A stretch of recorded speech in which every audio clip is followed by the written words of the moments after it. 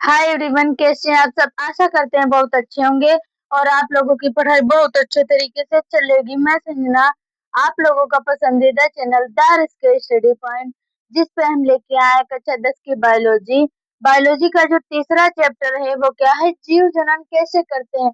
आज हम आप लोगों को बताएंगे जीव जनन, जो जीव होते हैं वो जनन कैसे करते हैं।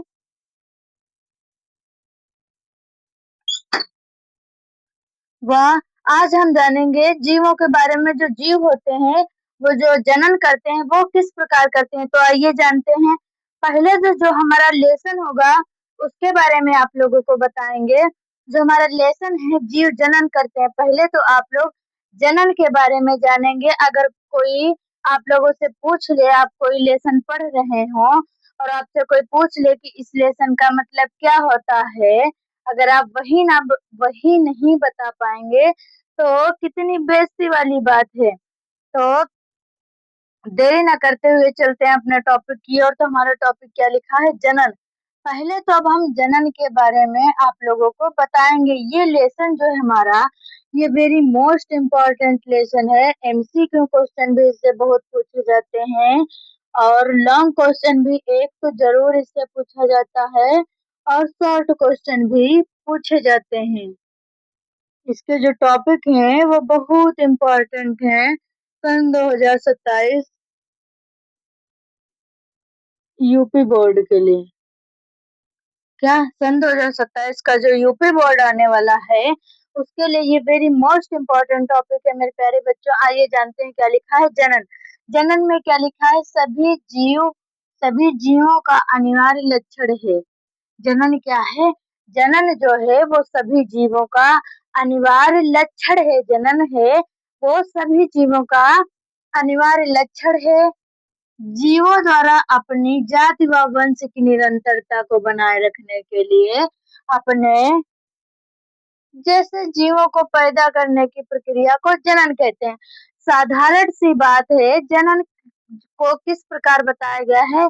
जनन का मतलब होता है जो अपने जैसे जीवों को उत्पन्न करते हैं।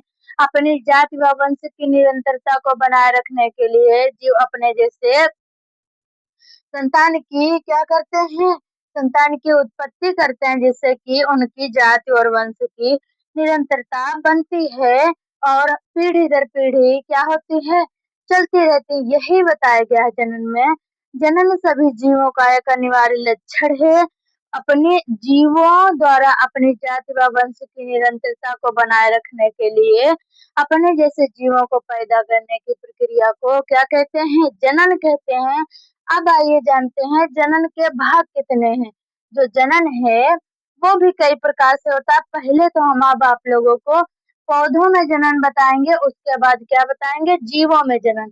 ये हम आप लोगों को पौधों में जनन बता रहे हैं। वह पौधों में जो जनन होगा वो किस प्रकार होगा, वह कैसे होगा, तो आइए जानते हैं क्या लिखा है। पौधों में जनन क्या लिखा है, पौधों में जनन दो प्रकार से होता है। जो पौधे होते हैं उनमें जनन किस प्रकार होता है, जो पौधे हैं वो अपनी जाति और वंश की निरंतरता को बनाए रखने के लिए जनन किस प्रकार करते हैं। वह इनमें जनन कितने प्रकार होता है, तो पौधों में जनन कितने प्रकार होता है, दो प्रकार होता है। कौन कौन सा, पहला है अलैंगिक जनन और दूसरा है लैंगिक जनन। तो पौधे जो होते हैं वो कितने प्रकार से जनन करते हैं, दो प्रकार से जनन करते हैं। दो प्रकार से जनन करते हैं। कौन कौन सा लिखा है, अलैंगिक जनन व लैंगिक जनन। पहले तो हम आप लोगों को हर स्टेप बाय स्टेप बता रहे हैं। आशा करते हैं आप लोगों को बहुत अच्छे तरीके से समझ में आ रहा होगा। मेरे प्यारे बच्चों, आप लोग भी मेहनत करते रहिए व धीरे धीरे ही याद करेंगे। जो नए बच्चे हैं, अभी 9th से हाई स्कूल में आए हैं, उनका थोड़ा सा डाउट होगा, लेकिन आप लोग धीरे धीरे याद करिए। कोई भी टॉपिक है आप उसे एकदम से याद करने की कोशिश ना करें, वह धीरे धीरे टॉपिक बाय टॉपिक समझें व याद करें, जिससे कि आप लोगों को किसी भी प्रकार की दिक्कत नहीं होगी। अब हम क्या बताएंगे आप लोगों को, अलैंगिक जनन। अलैंगिक जनन जो है यह किस प्रकार होता है, क्या लिखा है, केवल एकल जनन द्वारा नई पीढ़ी का सृजन होने को अलैंगिक जनन कहते हैं। अलैंगिक जनन में दैहिक कोशिकाओं से नए जीव उत्पन्न होते हैं तथा जनन इकाइयां या तो बनती ही नहीं अथवा बिना अर्धसूत्री विभाजन से बनती हैं। अलैंगिक जनन सामान्यतः निम्न प्रकार की होती है। क्या लिखा है? केवल एकल जनन द्वारा नई पीढ़ी का सृजन होने को क्या कहते हैं? अलैंगिक जनन कहते हैं, जिसमें केवल एक जीव के क्या होगा? एक जीव के द्वारा ही दूसरी पीढ़ी बनती है। जैसे कि कोई ये एक जीव है और इसी से दूसरी पीढ़ी बनेगी, ना कि इसमें नर व मादा की जरूरत होती है। इसमें एक ही जीव होता है, उसी के द्वारा क्या हो जाता है? उसी के द्वारा नए जीव की उत्पत्ति हो जाती है, वह नया जीव बन जाता है। वही लिखा है, केवल एकल जनन द्वारा नई पीढ़ी को सृजन होने को क्या कहते हैं? अलैंगिक जनन कहते हैं। और इसमें क्या लिखा है? अलैंगिक जनन जो है, अलैंगिक जनन में दैहिक कोशिकाएं या तो बनती ही नहीं या दैहिक कोशिकाओं से नए जीव उत्पन्न होते हैं। क्या होती है? जो इसमें दैहिक कोशिकाएं होती हैं, दैहिक कोशिकाओं से क्या होता है? नए जीव उत्पन्न होते हैं। अलैंगिक जनन में जो दैहिक कोशिकाएं पाई जाती हैं, उनसे जीव उत्पन्न होते हैं। आगे क्या लिखा है? तथा जनन इकाइयां या तो बनती ही नहीं अथवा बिना अर्धसूत्री विभाजन से बनते। क्या होता है? या तो जनन इकाइयां बनती ही नहीं अथवा बिना अर्धसूत्री क्या होता है? विभाजन से बनती हैं। और आगे क्या लिखा है? जिसे हम लोग क्या कहते हैं? जिसे हम लोग अलैंगिक जनन कहते हैं। जिसे अलैंगिक जनन कहते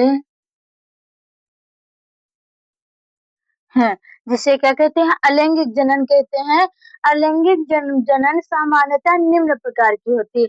जो अलैंगिक जनन होता है वो भी सामान्यतः निम्न प्रकार का होता है। कौन कौन से प्रकार लिखे हैं? खंडन, बीजाणु जनन, कायिक प्रजनन। क्या होता है? अलैंगिक जनन भी हमारा 3 प्रकार से नहीं कई प्रकार से होता है। हमने 3 प्रकार बताए हैं, इसका मतलब अलैंगिक जनन 3 ही प्रकार से होता है, ऐसा कुछ भी नहीं है। अलैंगिक जनन भी कई प्रकार से होता है। हमने केवल आप लोगों को समझाने के लिए ये मोस्ट है, इम्पोर्टेंट है। ये तीनों जो हैं, ये शॉर्ट आंसर में भी पूछे जा सकते हैं, वह पूछे जाते हैं। तो हमने आप लोगों को केवल 3 ही बताए हैं लैंगिक जनन के प्रकार। आइए जानते हैं अब उन तीनों के बारे में। ये भी वेरी मोस्ट इम्पोर्टेंट टॉपिक है। क्या लिखा है? खंडन। पहला क्या है हमारा? अलैंगिक जनन का पहला प्रकार क्या है? खंडन। क्या लिखा है? निम्न वर्गीय पादपों शैवाल के तंतु विभिन्न कारणों से 2 या 2 से अधिक भागों में टूट जाते हैं। प्रत्येक भाग वृद्धि करके पूर्ण तंतु बना लेता है, जिसे क्या कहते हैं? खंडन कहते हैं। आइए जानते हैं, हम आप लोगों को समझाएंगे। क्या लिखा है? निम्न वर्गीय क्या होते हैं? जो पादप होते हैं, शैवाल होते हैं, निम्न वर्ग के, वो क्या करते हैं? विभिन्न कारणों से निम्न वर्गीय पादप शैवाल के तंतु जो होते हैं, वो विभिन्न कारणों से, कोई भी ऐसे कारण आ जाते हैं जिनकी वजह से 2 या 2 से अधिक भागों में क्या होते हैं? टूट जाते हैं। और प्रत्येक भाग जो होता है वृद्धि करके पूर्ण तंतु बना लेता है, जिसे खंडन कहते हैं। जैसे कि ये एक है हमारा कोई भाग है, और बाय द वे आप लोग ऐसे देखें, ये जो हमारा भाग था, ये भी 3 टुकड़ों में टूट जाता है। 3 टुकड़ों में जब ये टूटेगा तो ये इसका पहला भाग हो जाएगा, ये दूसरा हो जाएगा, और तीसरा अंत में ये एक दूसरा बन जाएगा तंतु, और ये एक दूसरा हो जाएगा, और ये एक तीसरा हो जाएगा। तो इसमें कितने तंतु बने? एक तंतु से, एक भाग से 3 और भाग बन गए, एक भाग से 3 भाग बने, वही खंडन बताया गया है। निम्न वर्गीय पादप शैवालों में बने विभिन्न कारणों पादप शैवाल के तंतु विभिन्न कारणों से 2 या 2 से अधिक भागों में टूट जाते हैं। वह प्रत्येक भाग वृद्धि करके पूर्ण तंत्र बना लेता है, जिसे क्या कहते हैं, खंडन कहते हैं। खंडन का उदाहरण क्या है, स्पाइरोगाइरा आदि में। स्पाइरोगाइरा एक जीव होता है, उसमें क्या होता है, जीव नहीं, एक पौधा होता है। इसमें स्पाइरोगाइरा स्पाइरोगाइरा में खंडन पाया जाता है। सॉरी, स्पाइरोगाइरा एक पौधा व समझ लीजिए एक प्रकार से पौधा व पेड़ होता है। आगे क्या लिखा है, बीजाणुजनन। अब हम आप लोगों को बीजाणुजनन के बारे में बताएंगे। क्या लिखा है, शैवाल, ब्रायोफाइटा, टेरिडोफाइटा में बीजाणुजनन द्वारा विभिन्न प्रकार के बीजाणुओं का निर्माण होता है। बीजाणुओं का प्रकीर्णन जल या वायु द्वारा होता है, बीजाणुजनन कहलाता है। बीजाणुजनन भी एक अलैंगिक जनन का ही प्रकार है। क्या लिखा है बीजाणुजनन में, शैवाल, ब्रायोफाइटा, जो शैवाल होते हैं और जो ब्रायोफाइटा होता है, और क्या होता है, ब्रायोफाइटा व टेरिडोफाइटा में क्या होता है, बीजाणुजनन द्वारा विभिन्न प्रकार के बीजाणुओं का निर्माण होता है। किसमें, शैवाल, ब्रायोफाइटा व टेरिडोफाइटा में क्या होता है, बीजाणुजनन द्वारा विभिन्न प्रकार के बीजाणुओं का निर्माण होता है। बीजाणुओं का प्रकीर्णन जल या वायु द्वारा होता है। जो ये बीजाणु होते हैं, इनका प्रकीर्णन किसके द्वारा होता है, जल व वायु द्वारा होता है, जिसे क्या कहते हैं, यह क्रिया बीजाणुजनन कहलाती है। यह क्रिया क्या कहलाती है, बीजाणुजनन कहलाती है। वह आगे क्या लिखा है, ये वेरी मोस्ट इम्पोर्टेंट टॉपिक है मेरे प्यारे बच्चों, वेरी मोस्ट इम्पोर्टेंट टॉपिक सन 2027 यूपी बोर्ड के लिए। मेरे प्यारे बच्चों, बहुत ध्यान से समझना। आशा करते हैं आप लोगों को बहुत अच्छे तरीके से समझ में आ रहा होगा। आगे क्या लिखा है, आगे लिखा है हमारा कायिक प्रजनन। अब हम आप लोगों को कायिक प्रजनन के बारे में बताएंगे। जो कायिक प्रजनन होता है यह किस प्रकार होता है, तो क्या लिखा है, पौधों में अलैंगिक प्रजनन प्रमुखतः कायिक प्रजनन की विधि से होता है। जो पौधे होते हैं उसमें जो अलैंगिक जनन होता है वो प्रमुखतः किससे होता है, कायिक प्रजनन जो होता है कायिक प्रजनन की विधि से ही होता है। कायिक प्रजनन किसमें पाया जाता है, आलू, गुलाब आदि में क्या होता है, कायिक प्रजनन पाया जाता है। कायिक प्रजनन की सामान्य सी परिभाषा क्या है, कायिक प्रजनन का मतलब होता है जिसमें किसी पौधे के तंत्र से जब नए पौधे का निर्माण होता है। जैसे क्या लिखा है, आलू, आलू जो है हमारा, आलू का नया पौधा किससे बनता है, आलू की आंखों से ही बनता है। तो इसमें कौन सा पाया जाता है, इसमें कायिक प्रजनन पाया जाता है। और क्या लिखा है, अदरक, अदरक जो हमारी होती है वो अदरक तने के भाग से क्या होता है, नया पौधा बनता है। जो हम आप लोग अदरक खाते हैं, अदरक हमारा एक रूप से तना है, ना कि वो जड़ है। जो हमारा तना है उसी से नए पौधे का निर्माण होता है।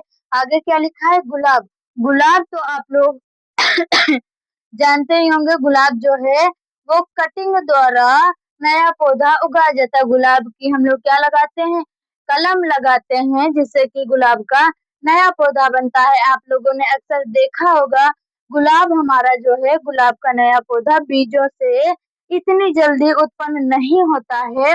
वह गुलाब हमारा कलिका के द्वारा ही उत्पन्न किया जा सकता है। तो ये रहे हमारे टॉपिक, ये वेरी मोस्ट इम्पोर्टेंट टॉपिक है। आशा करते हैं मेरे प्यारे बच्चों बहुत अच्छे तरीके से समझ में आया होगा। तो थैंक यू। मेरे प्यारे बच्चों, ऐसे ही मेरे चैनल द आरएस के